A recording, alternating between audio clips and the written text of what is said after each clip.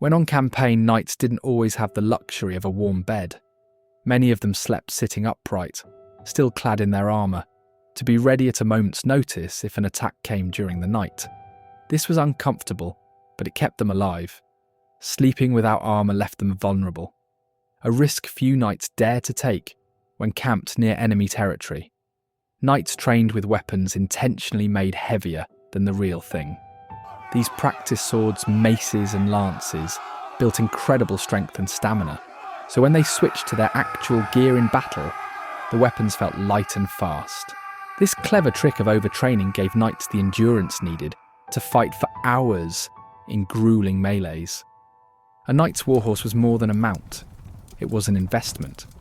Some destriers, the most prized of all warhorses, were worth more than entire villages. These horses were trained for combat, able to bite, kick and even strike down enemies with their hooves, making them as dangerous as their armoured riders. Before heading into battle, knights often confessed their sins and received blessings from a priest. Death was always a possibility, and a knight wanted to enter combat spiritually prepared, not just physically ready. This ritual helped calm nerves and gave warriors a sense of divine protection. Some knights were so eager for glory that they went on chivalry tours.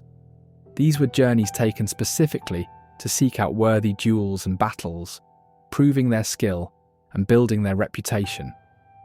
In many ways, it was like a medieval quest for fame and honour. Tournament armour was far heavier than battlefield gear, designed for maximum protection during jousts. It was so heavy that squires often had to use small cranes or hoists to lift knights onto their horses. Falling off during a joust could be a humiliating and dangerous experience, as getting up on your own was nearly impossible. Knights often carried personal banners displaying their coat of arms, but many also hid secret symbols stitched into the fabric.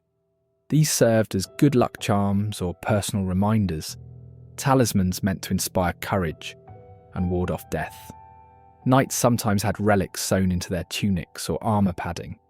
These could be tiny fragments of saints' bones, pieces of the true cross, or blessed charms.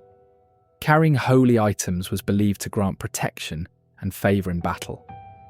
Young boys training as pages, future knights, practised with wooden swords and hay-stuffed dummies called Saracens.